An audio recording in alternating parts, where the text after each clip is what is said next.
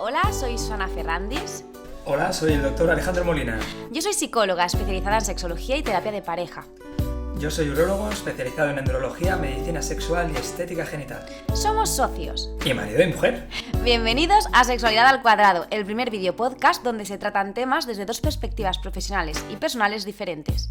En este video podcast hablaremos de disfunciones sexuales, temas relacionados con la sexualidad, relaciones y problemas de pareja, y también resolveremos vuestras dudas.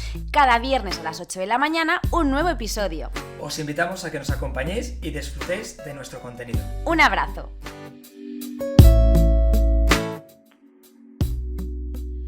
Buenos días, bienvenidos a Sexualidad al Cuadrado. ¿Qué tal, doctor Molina? Buenos días, por decirlo de alguna manera. Lluviosos. Lluviosos y bien lluviosos que nos ha roto hasta una pérgola en casa. Cierto.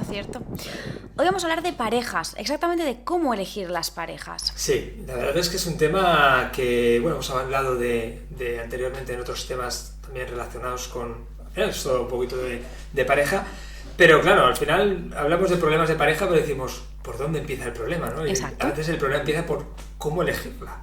Uh-huh. Entonces, hoy vamos a hablar un poquito sobre este tema. Y para empezar me gustaría hablar un poco de qué es lo que pasa en el cerebro de las personas cuando nos enamoramos. Es decir, qué es lo que nos hace quedarnos prendados de una persona, ¿no? Y la verdad es que es bien curioso, porque al final lo podemos simplificar todo al final a reacciones bioquímicas. Por desgracia somos al final máquinas, aunque no queramos, reconocerlo, máquinas biológicas, por supuesto, y al final, pues, todos los procesos biológicos, pues, están llevados a cabo por determinados procesos que están mediados por determinadas sustancias, en nuestro cuerpo concretamente, pues por hormonas, neurotransmisores y demás. Y concretamente en el tema del enamoramiento, pues intervienen hormonas y neurotransmisores que están muy relacionados pues con, por ejemplo, el apego, ¿no? La confianza, como puede ser, por ejemplo, hormonas como la oxitocina o la vasopresina. Luego también pues intervienen neurotransmisores que nos producen pues como placer, ¿no? o todo aquello que va destinado a buscar el placer, como es la dopamina, la serotonina, que nos transmite pues como tranquilidad, estado de bienestar, ¿de acuerdo?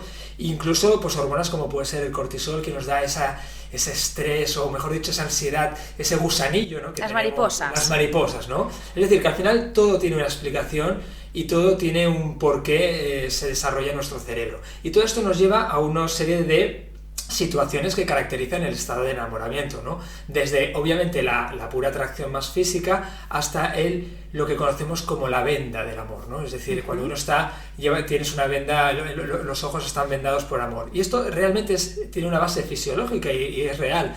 Y eso es porque en los primeros meses del enamoramiento se disparan las hormonas, como hemos comentado, la oxitocina, la vasopresina, y esto que tiene mucho que ver con el apego, obviamente te crea una confianza. Pero luego, por otro lado, también se desencadenan, mecanismos que lo que hacen es inhibir los centros, de razonamiento y de autocrítica y de crítica respecto a lo que analizamos.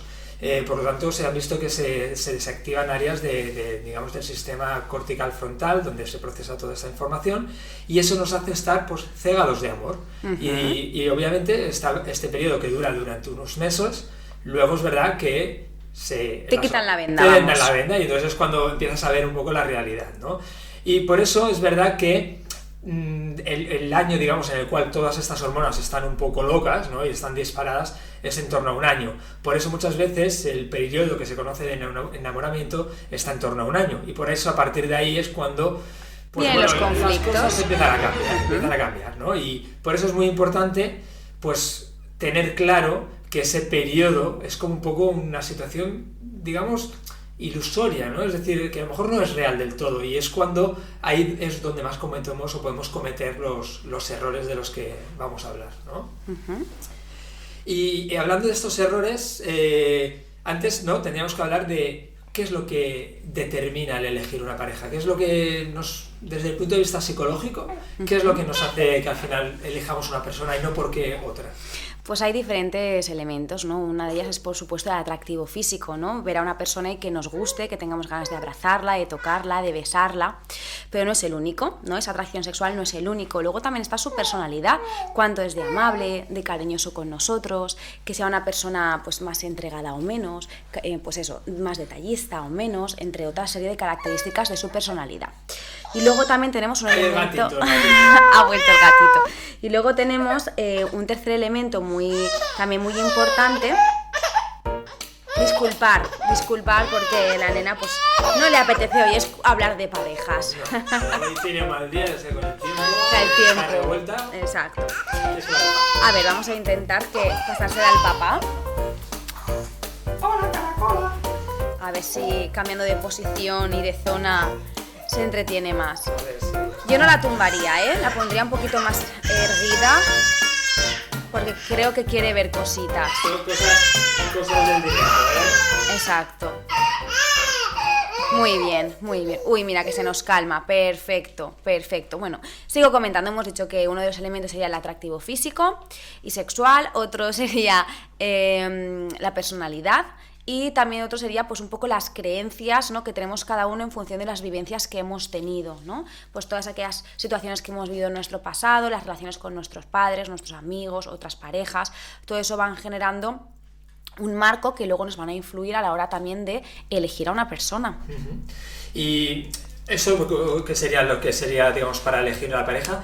Y entonces, ¿por qué luego tenemos tendencia a cometer errores, a elegir a esas parejas? ¿Qué es lo que hace que se pueda cometer esos errores? Hay muchos tipos de errores, por supuesto, ¿no? Pero yo creo que los más fundamentales serían, pues, quizás pretender proyectar en la otra persona anhelos y necesidades que podamos tener, ¿no?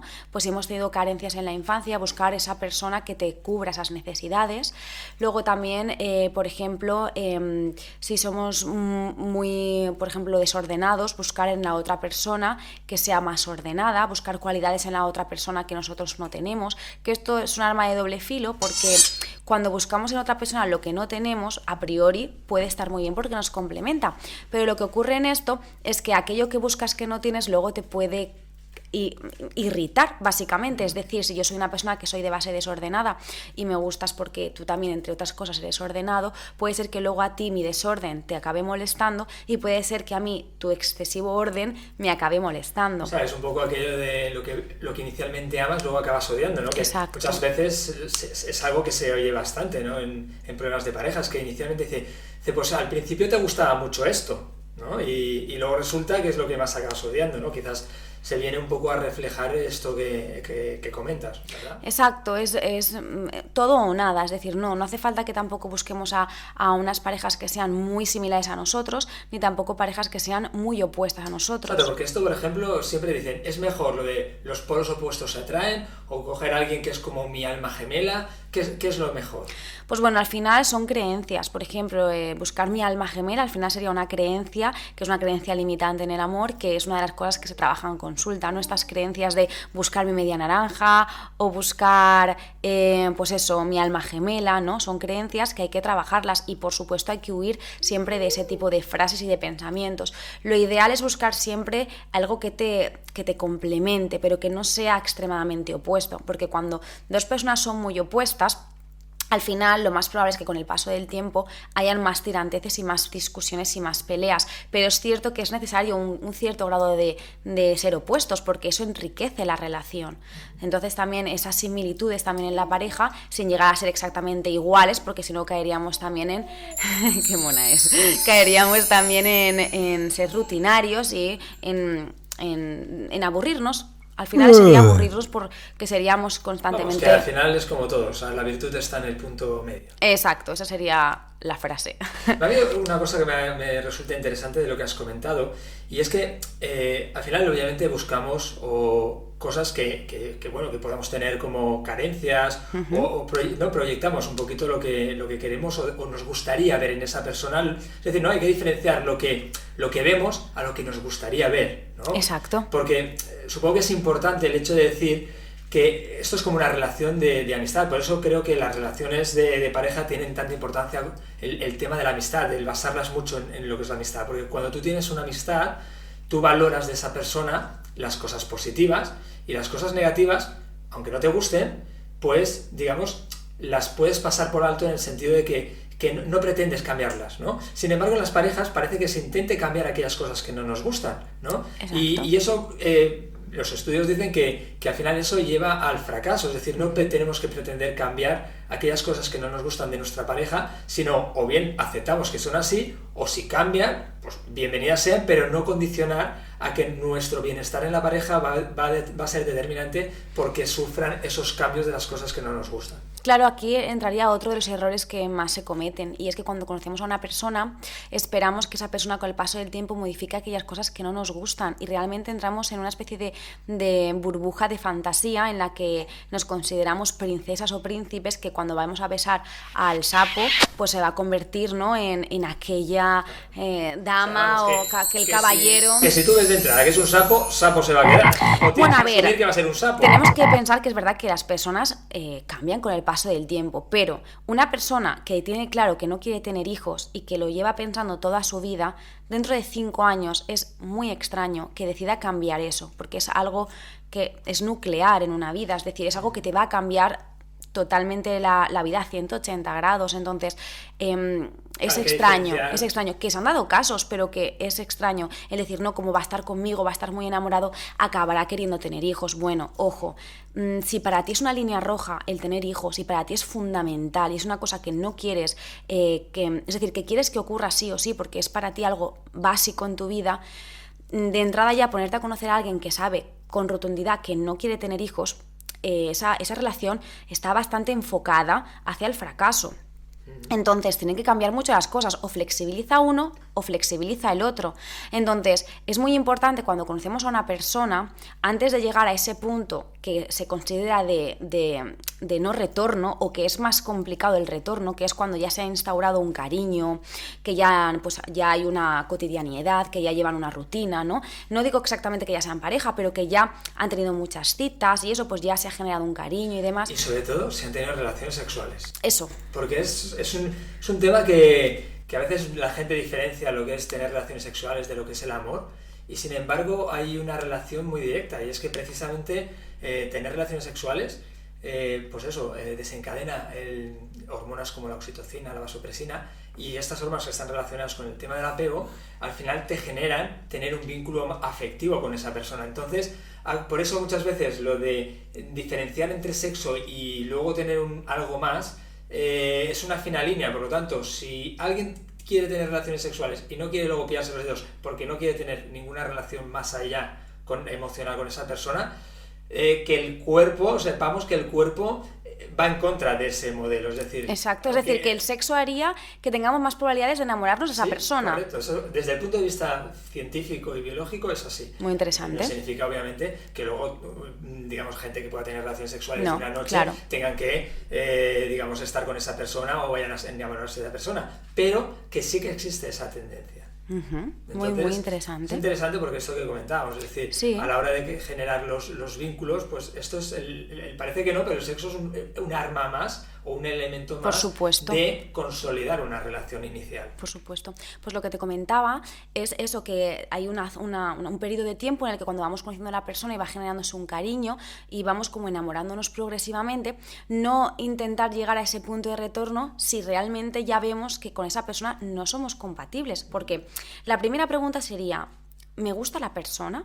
Si digo sí, la siguiente tendría que ser, ¿pero somos compatibles? Es decir, tenemos que poner cabeza en esa situación, cabeza al corazón, y antes de que ya sea más difícil poner la cabeza, ¿no? Porque además aquí hay mucha creencia de no, es que el amor es me dejo llevar, me arrastra, no puedo. No. Es aquí cuando elegimos mal. Exacto, y ahí es donde entramos en lo que hemos comentado, la pasión, sí, la pasión, pero la pasión esa dura...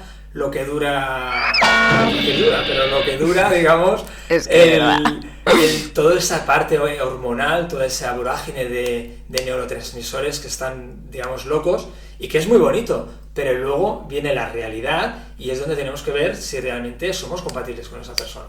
Exacto, y esa compatibilidad es lo que va a hacer que ese amor y esa pareja sea duradera en el tiempo, ¿no? Y es lo que se habla de matrimonios, pues eso, de 30, 40, 50 años, toda una vida, porque aparte de ser pareja, son amigos, que eso también es algo que es fundamental, ¿no? Que es lo que tú comentabas aquí antes. Es interesante, quizás en algún post también haremos de cómo poder mantener una pareja hasta el fin de nuestras vidas, que parece como algo utópico a día de hoy, pero es como todo, cultivándolo se puede llegar y hay elementos como todo, ¿no? Y trucos para poder conseguirlo. Exacto. Entonces, ¿cómo elegir correctamente a la pareja? Pues bien, lo que hemos comentado, ¿no? Lo primero es estar abiertos a conocer a una persona. No significa que estemos desesperados buscando a una persona, ¿no? Es una cosa que tiene que surgir, pero sí estar disponibles. Al menos estar disponibles y receptivos. Entonces, simplemente con estar disponibles y receptivos, escuchar. Hablar, pero sobre todo escuchar qué nos cuenta la otra persona y saber hacer las preguntas adecuadas. Es decir, si yo quiero saber ciertas cosas que son para mí mis líneas rojas, pues tendré que hacer preguntas en esa dirección, sin miedo a que la otra persona se asuste. Obviamente con tacto y con cuidado, ¿no? Pero es una cosa que es muy importante, porque si tú tienes una idea de cómo quieres tu vida y qué líneas rojas no vas a pasar, podrás encontrar a alguien que entre dentro de esas líneas rojas y tú de las suyas. Muy interesante, porque al final es eso, al final las elecciones muchas veces es por no hacernos un planteamiento sincero desde el principio, ¿correcto? Bueno, pues yo creo que hoy hemos analizado un poco el tema, bueno, de cómo elegir la pareja. Y es lo que me quedamos. Yo creo que otro día puede ser interesante de cómo mantener la pareja. Exacto, porque exacto. Son cosas complementarias y bueno, primero empezamos por un punto y seguiremos por otro. Y luego tenemos que acabarlo. Exacto. ¿De acuerdo? Pues para terminar hoy, la frase de hoy sería: las parejas más felices no tienen el mismo carácter, tienen la mejor comprensión de sus diferencias. Creo que es una muy buena frase para hoy y sobre todo eso, que hay que ser comprensivos con la otra persona dentro de que esa comprensión sea posible, ¿no? Y sana, porque mira, ahora me viene un ejemplo de una pareja de unos pacientes que vinieron a consulta, que venían porque tenían muchísimas peleas, ¿no? Y entonces estaban siempre a la gresca. Y él decía que ella tenía que luchar por él, que tenía que aceptar esa parte de él, de más peleas, de más... Pero es que el chico realmente la trataba bastante mal, ¿no? Entonces, ella decía, ¿tengo yo que comprender que él sea así? ¿Tengo que yo aguantar esto? No, claro, esto es donde hay que poner ciertas líneas rojas, que esto no le debe de aguantar nadie y que el amor todo no lo puede, de ahí las creencias, ¿no? Entonces, aquí es un claro ejemplo de...